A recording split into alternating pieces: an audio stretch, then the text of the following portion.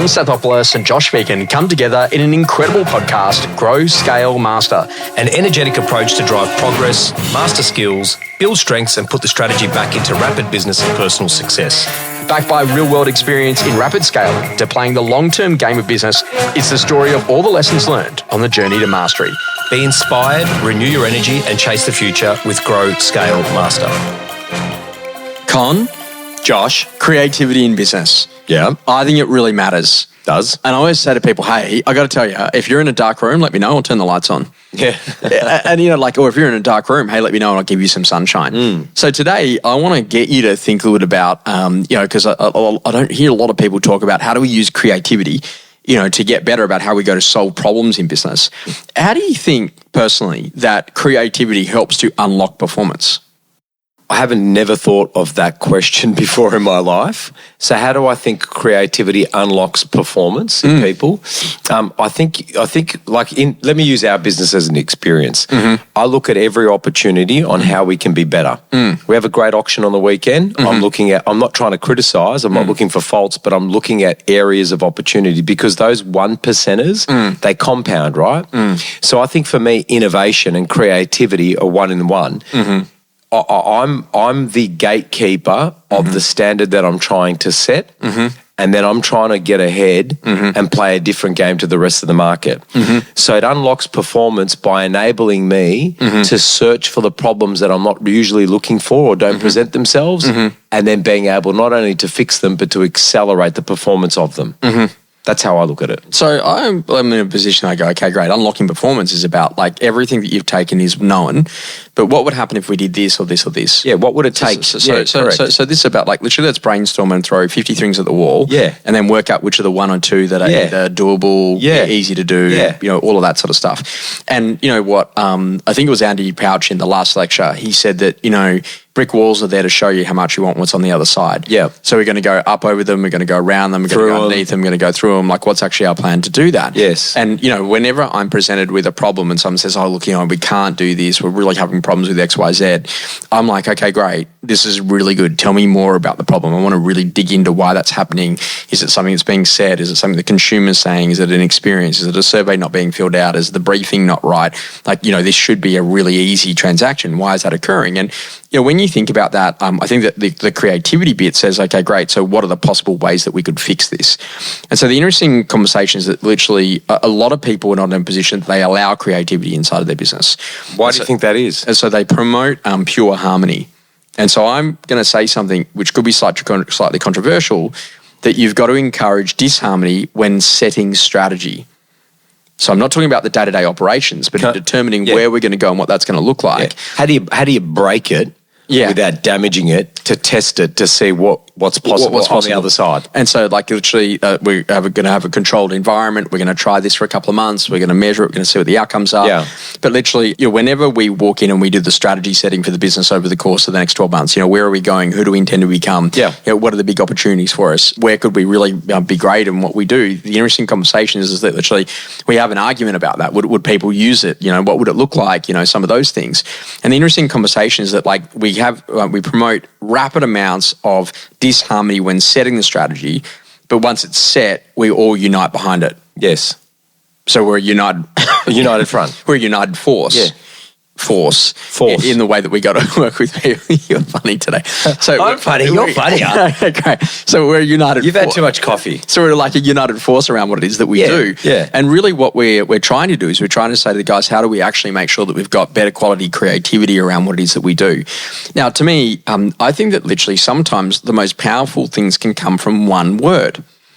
So when you say, okay, great, this particular person did this number of transactions. So let's say we take a Mitt. Did 220 transactions. He did. The question I say is, how? Yeah. So because I'm not doubting that that's possible. You're curious to understand. So tell me, what did he do? Auction, sales orientation process, vendor paid marketing, less than 28 days on market. Team building. Grew Danny, grew Ritesh, you started to make all of those key things happen. Here's an interesting conversation. If you are doubting yourself, add the word yet to the end of that. I can't recruit anyone yet. Yeah. Because what it signals is an intention to your brain to find a way. I got to find the solution to the problem. I got to find a way to do this. So I don't yet have the capability. I've got to build some new sort of form of confidence. But now what it actually and I just think that how and yet are two little words there that you can add that actually gets you in a position that starts to get you to think about using creativity to be able to get the business to be able to really move. I think you've got to lock out time though, Joshy, to have that creative space. Like you got working in the business. Sure. I don't think too many people work on the business. That's strategy too though. So it is, yeah. So I was working with an amazing young lady up in Cairns at the moment, and she's on the 30-day intense. And she was saying to me, she goes, I'm just having a few problems in being able to book appointments. I said, well, how could we change that? And she says, well, I don't know. What do you think? And I said to her, I know exactly how to do it. She said, what's that? I said, ask. She's like, what do you mean? I said, well, change the way you ask. Hey, Con, what would it take to come and see your place? Yes. Con, would you let me see yours? Yeah. Hey, Con, I'll tell you, I'd love to come and see yours, know what you've got, so then I can find you what to buy. Yeah. And she's like, do you reckon I could say that? I said, absolutely you can. Yeah. So next day, how'd you go? She goes, I got 2 appointments. I said, so what happened? She goes, I'm just asking different questions. I said, what were you asking me for? Oh, can I come out and do a market appraisal? No. Or have you had another agent from another agency already come to see you? I said, so what you got to do is you got to have a bit of creativity with it. So the difference is rather than the lock away, which I get on strategic planning, is that I actually want you to use creativity in the micro moments where the objections, man, you're stealing my content, dude. Were you in my one-on-one yesterday? No, I'm not sure. I tell you what, that's exactly right. Yes. This is a very good episode for us. I tell you why. Because I had one of our agents, a friend of ours, that said, I've been working, I'm a bit frustrated. I've got 4 listing appointments today. I've already done 1. Yeah. Just working with this couple for 10 years and that I haven't got the listing yet. Yes. And I said, mate, you need to work out a different way of asking the right question. That micro moment of why, when you saw that when there was something there was an objection, hey, Mr. Phegan, can I just pause this for a second, double click on it? Felt there was some level of discomfort or no comfort around when I spoke about X, Y, or Z. Mm-hmm. Can we talk about that? But that's exactly about being creative. I'm not talking about the strategic vision of the business. Sure. I'm just talking about when was the last time you gave yourself a software upgrade? Yeah, sure. Think about it on a Friday. What worked this week? What didn't work this week? Yes. You know what I mean? I've just got the wrong software developers. But but the basic idea here is I love this, is about, really thinking about making sure that you're working on the right problem. So we had one of the process improvement experts, a lady by the name of Hillary Corner. And Hillary had written a book called One White Face, and she came and spoke at a conference with us in Tokyo. And one of the things that she said is that, you got to make sure you're working on the right problems. Yeah. And I was like, what do you mean by that? And she was like, well, overwork or rework is the most costly form in business. So if you do something, it doesn't work, and then you have to redo it because you didn't do it right the first time. You've spent double the amount of labor in producing that outcome. And so this is a really interesting thing. And so what we'd actually say is that she was talking about her experience in working in Toyota in their lean manufacturing processes.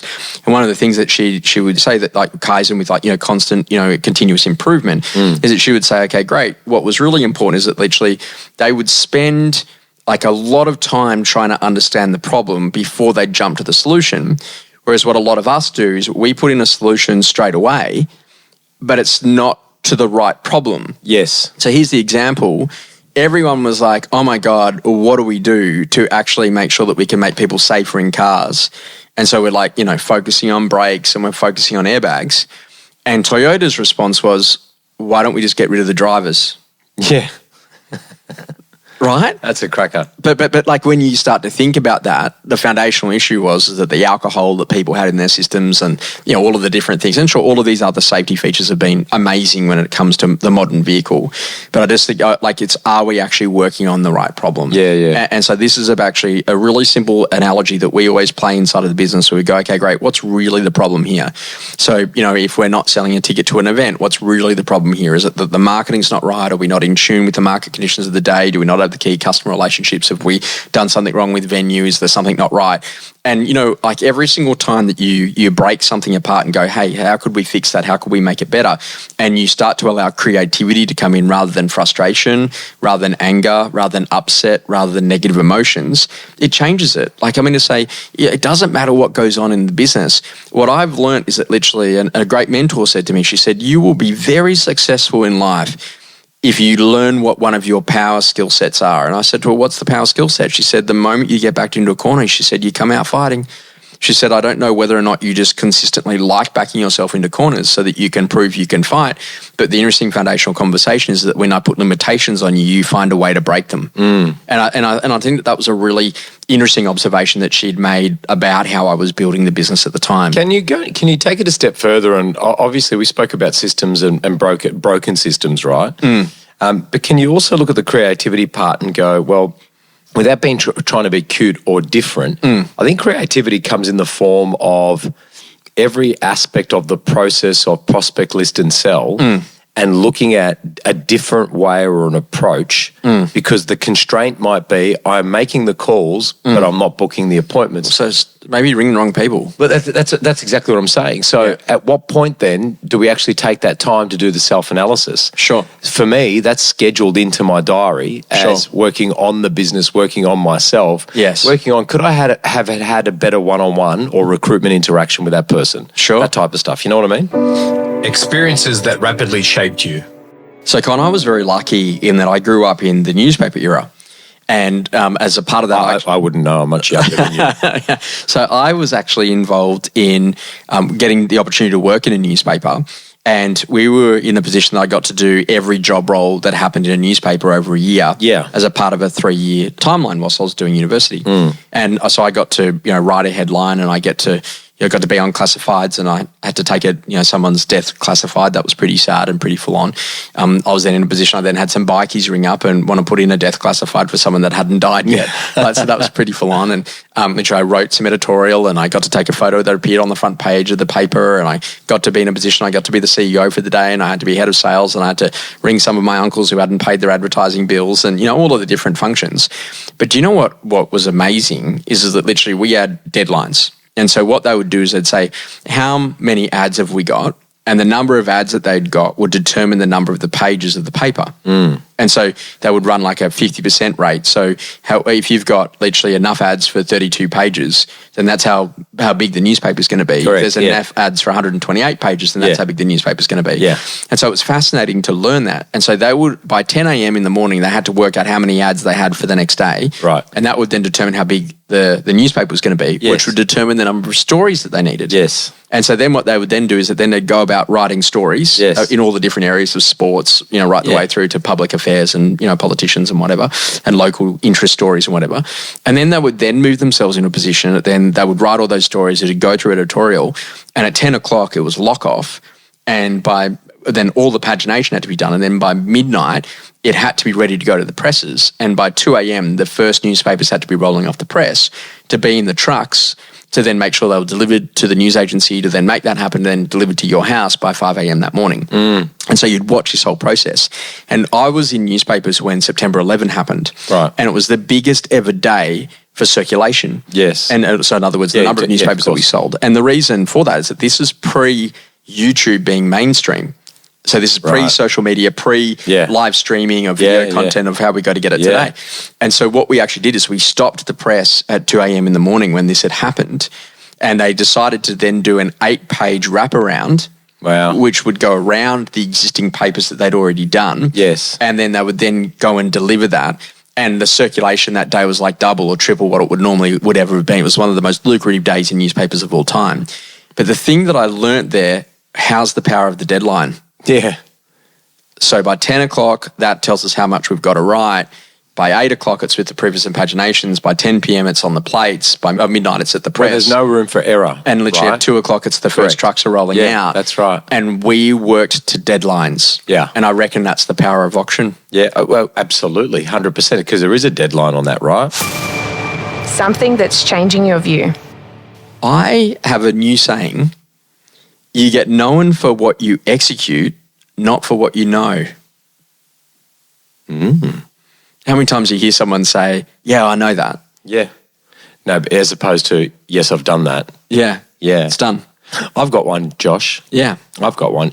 The easiest thing that becomes the hardest thing is sometimes saying yes. So what I mean by that is by saying yes to that one thing, what are you saying no to? So, for example, we've got a situation at the moment where we've got this great young guy in a market that we really don't have too much market share.